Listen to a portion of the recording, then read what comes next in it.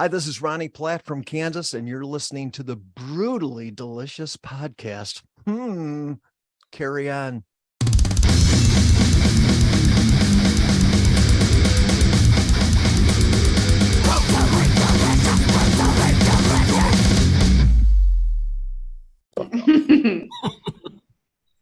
Got it. Good morning, Vietnam. Good morning, Hello. Vietnam. Awesome. Hello, Ronnie. How are you? Keep it low, crack hour.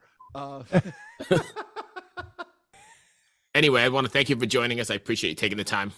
Oh, my pleasure. Longtime Kansas fan. It's a pleasure to have you on here. It's funny, What's- me too.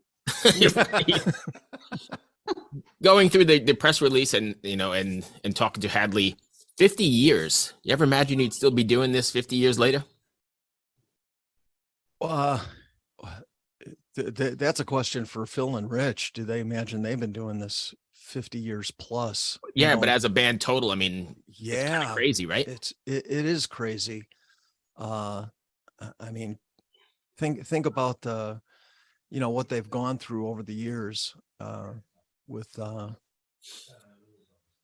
seeing the music industry change so much, and having such wild success back in the 70s and early 80s to really what Phil and Rich consider the dark days in the early 90s, when really no classic rock was popular. Right. The hair bands even were more or less disappeared and gave way to grunge. Right. So it's really something to have Phil and Rich just continue to keep this train rolling for 50 years. I know, that's 50. crazy. And, it's how many bands really have survived 50 years? How many bands from today are going to survive 50 years? Right. I don't think too many. Did you find it kind of intimidating when you joined the band? Because you joined in 2014, Of right? course. Yeah. You could shorten that question.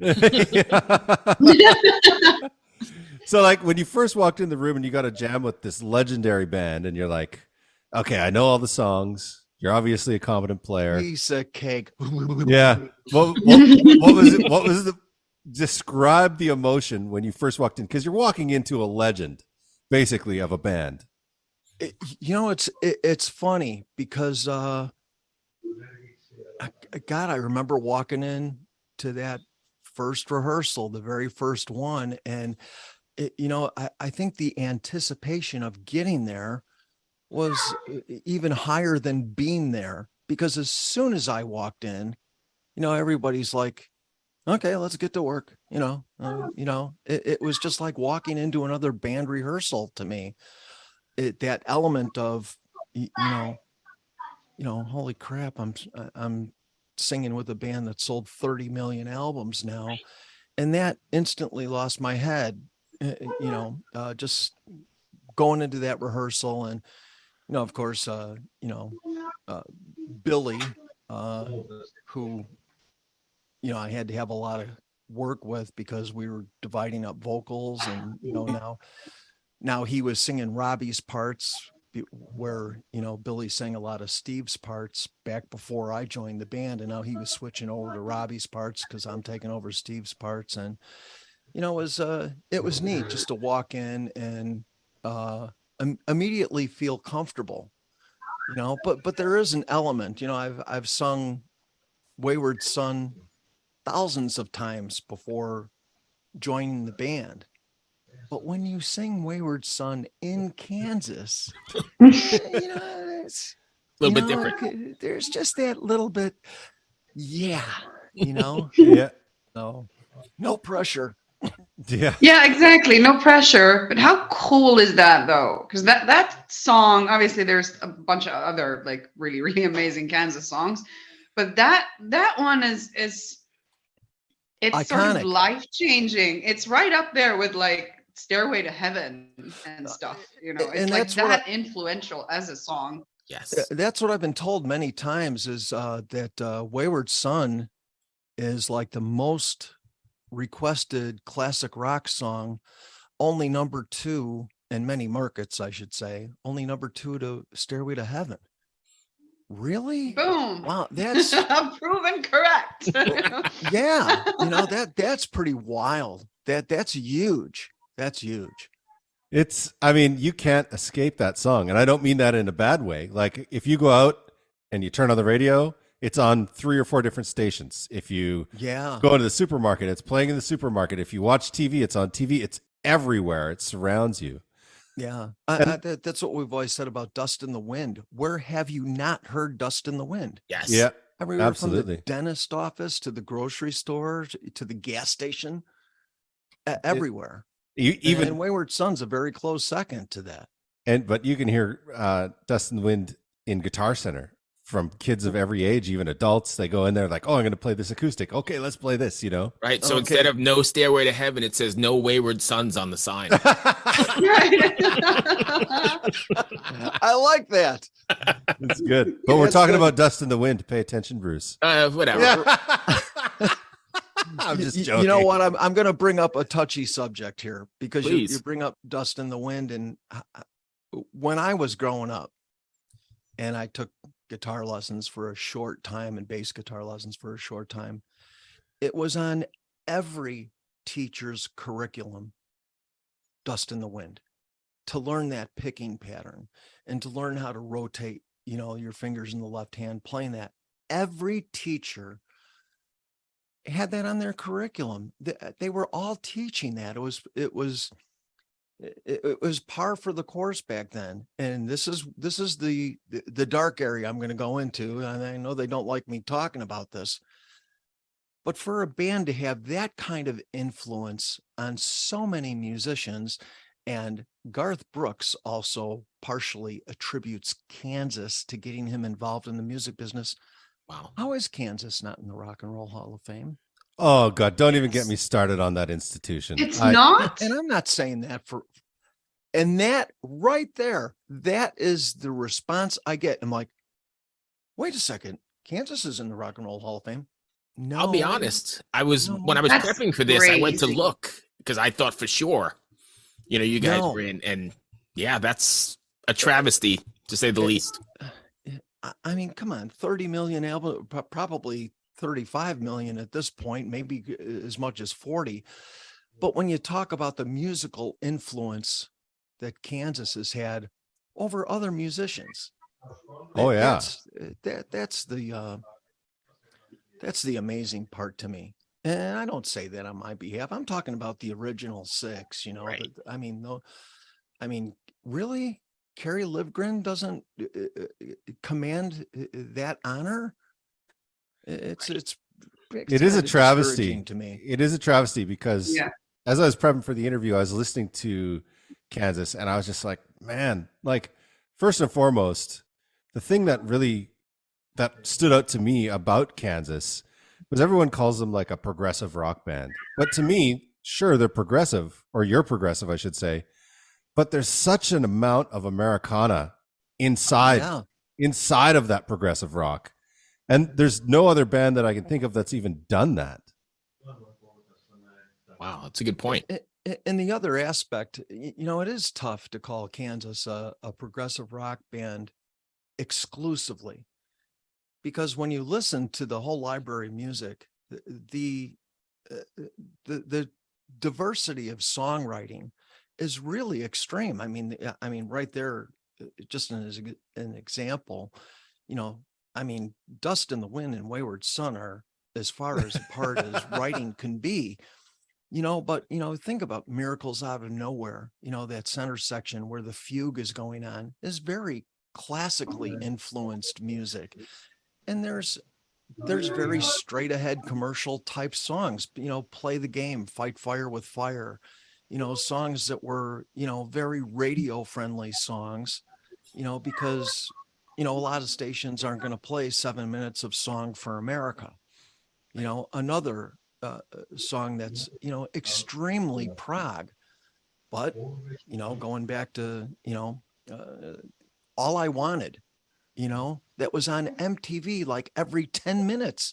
I remember turning MTV on and it seemed like All I Wanted by Kansas was on their rotation constantly.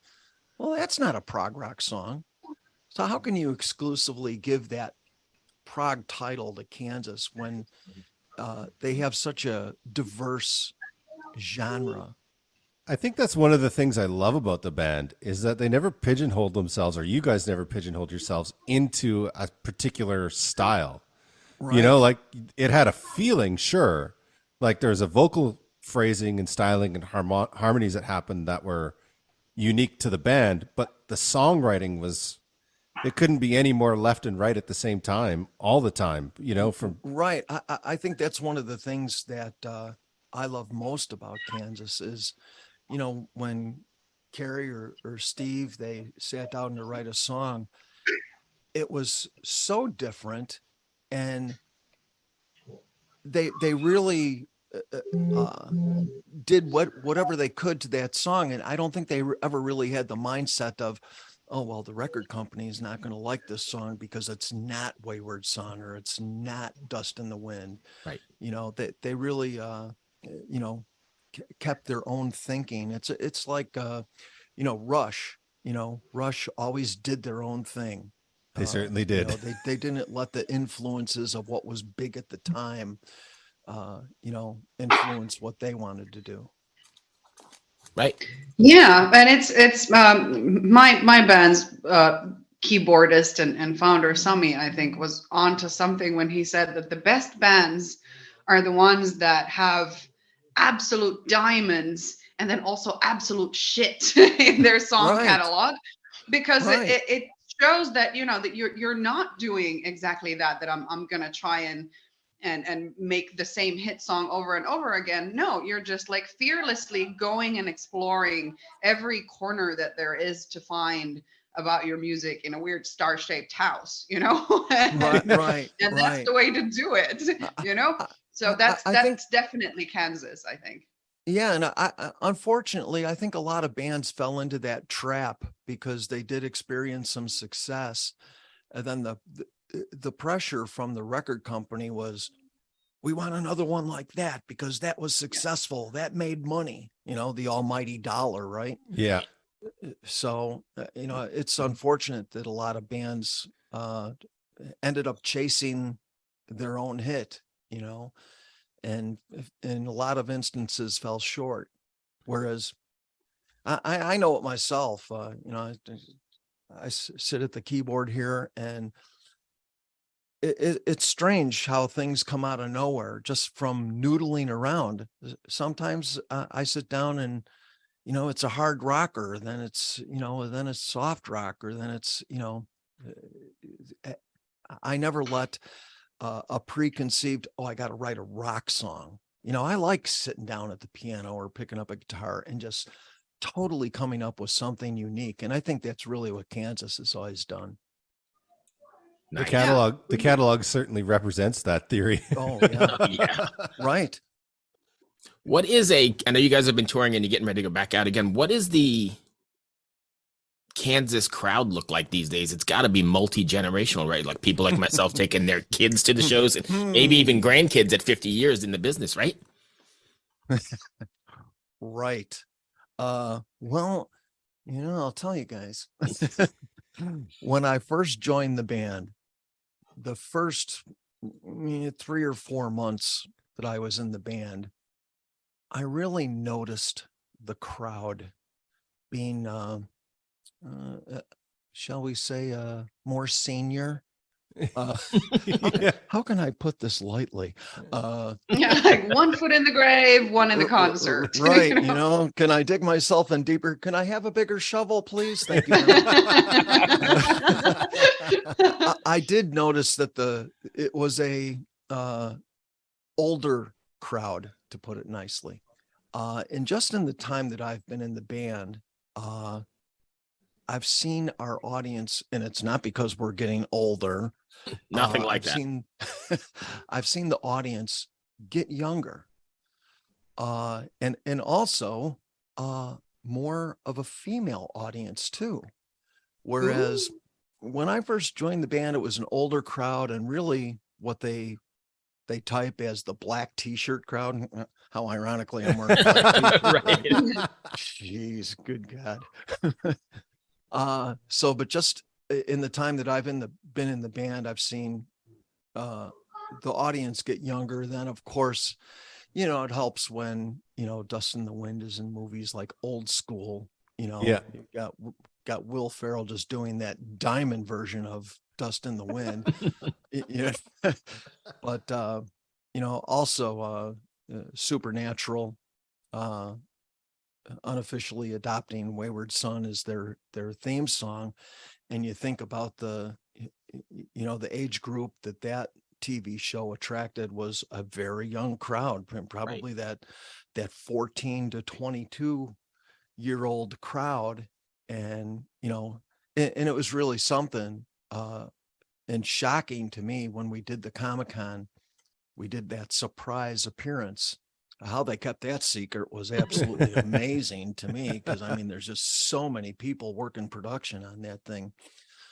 But to do that Comic-Con episode, or that Hall H it was in San Diego, in that convention center there, which was huge, to see so many young kids, and we come out and do Wayward Son, and they're all singing it, and not just the chorus, they're singing the verses with me. Right. And it's like, okay. And it's something from that point, it seemed like that really was a turning point where a younger crowd was coming to see us. And, you know, it's not only were parents bringing their kids, but bringing their grandkids. Yeah.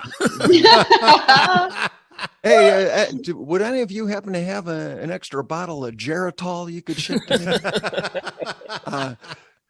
See, she's too young. She's like, what's Geritol? I love that. You know, thank you. I'm fucking 40 years old. I know I look like 20. 40. Yeah, I totally. got t-shirts older than you. Please. Nice. The problem is I'm wait a second. I gotta cry So because I don't know what that's that a is. fact. But those are the best t-shirts. Never let them go. Those Right. are the, Right. like, you know, Hey, you know, I think I do have some Kansas t-shirts. I know I have a couple of Journey t-shirts from back in the early 80s that, you know, they're more keepsakes than they are something. I was gonna say, like, you know, that it's not so far from my birthday, so you can send me one if you want. But the thing, I am, although it does say Bandit Lights. Can you see the back of my shirt? oh, so Oh, cool. nice. Nice.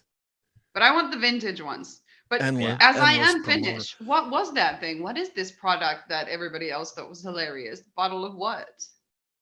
Geritol? I don't even know what Geritol She is. does not know what Geritol I is. unfortunately I do I not. do, and What is maybe it? that speaks to my age, but it's like a It was steamer. like the daily vitamin of the day back in, God, that probably came out in the 50s, right? The 50s and 60s. It's like the original multivitamin. Geritol. Drink it Probably had a down. little bit of cocaine in it too, if it's from that era. Like, you know, just to keep things nice and perky, you know. Oh, she had to bring that in. I had to. It's my job on the show. You know? Here's the No, Google it was definition. all organic. Yeah. I'm sure. It's a supplemental iron product for postmenopausal women and senior men. Okay. Oh, I was like, Ronnie, According I'm so to the sorry about Googles. your post-menopause, but I didn't know I was postmenopausal. I was just thinking, man, I Oh, might need now some you of that. know. So last week I didn't know we were going to be interviewing you, and I was driving in the car with my wife, and Wayward Son comes on, and the first thing I said to her, because that song goes all over the place arrangement wise, and I looked at my wife and said, this band did not give a fuck about what they were doing. They were just writing to write. Right. And it's funny because then Bruce messaged me, oh, should we do this interview? Oh, yeah, of course. But it happened like, you know, synchronistically, you know? And what's it like on stage? Like, because those songs are so Iconic. They're iconic, so people expect to hear them in a certain way. Yeah. But since Kansas is that kind of band where they're just like, for lack of a better term, they don't give. Do you jam on stage? Do you play with the songs on stage? How do you deal with that balancing act? Yeah, you know, it's probably one thing I'm guilty of in my performance, because even though I've sung certain songs over and over and over again, I don't stick to the script. Of course, a song like Dust in the Wind, I'm not going to take too many freedoms with adjusting the melody, because you know, a song like Dust in the Wind that you've heard that studio version a zillion times, even if you're not a musician, you've got that melody ingrained in your mind. It's there. So I'm not going to take too much creative liberty with that. Wayward Son at the end of the night, and you know, talk about an older crowd. I mean, this is so true. It is so great to start Wayward Son and you see everyone in the audience that's in their 60s and 70s suddenly become 20 years old again. I mean, that is such a satisfying thing to me. But I like to embellish, and you know, I've always considered myself a shoot from the hip singer. When I'm feeling good, and let me tell you, the voice is a fickle thing. There's days when I've felt great, can't wait to get singing, and my voice just is not working with me. And there's times when I didn't feel good, and I'm like, oh my God, how am I going to get through the night? I get up to that microphone, and from note number one, it hits me, and I'm singing like a bird, you know? But when I'm feeling good, boy, I like to shoot from the hip. I like to embellish. And in that split second in my mind, anticipating the next line, I'm constantly pushing my limits. And I've done that my entire life. And I think that's, you know, what's expanded my range over years and years and years. I was already blessed with a high range, you know, back in, you know, the early 80s, meeting my bandmates from Chaser. They're like, hey man, you could sing high. Let's do some Yes music, you know? Well, yeah, John Anderson, he's in the stratosphere 90% of the time, you know? So I've been blessed with that. So it's a tough thing to stick to the script, which is something I very rarely do. But of course, you have to pay respect to the written melody.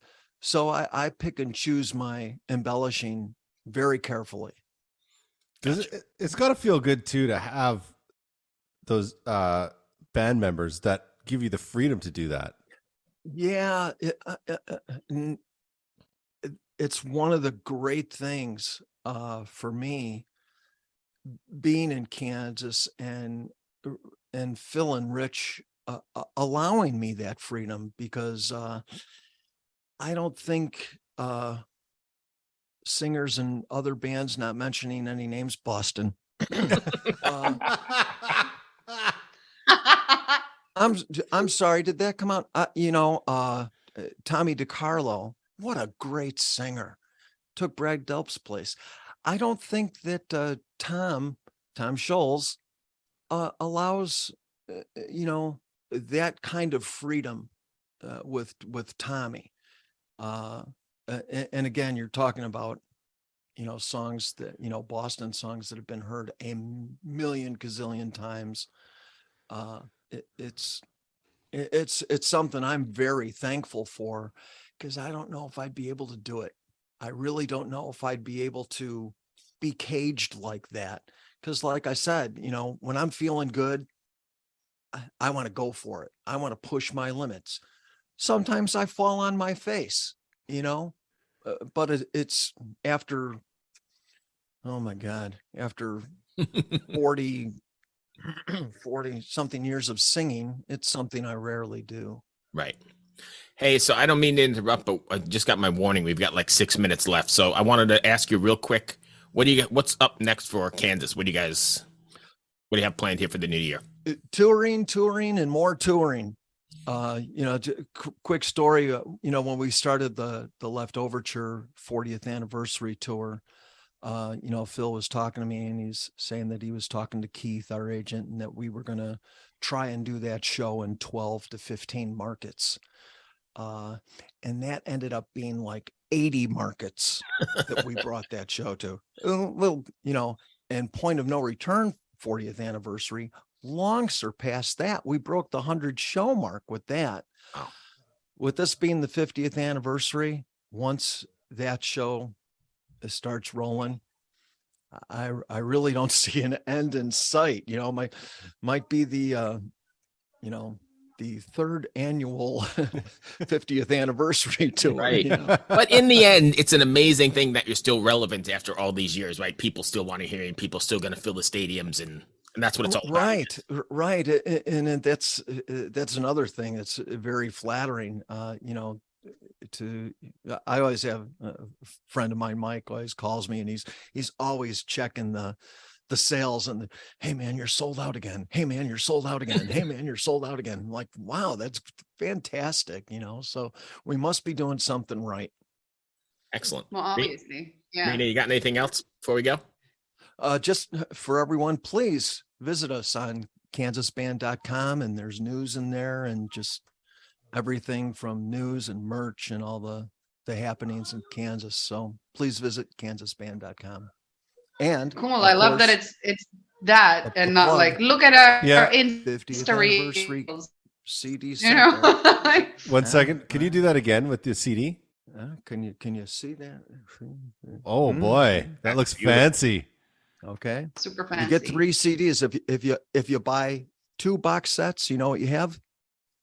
A full set of drink coasters. No, I'm kidding. But that's like a definitive collection of right. Of this is what we call circular economy. Right. Yes. Yes.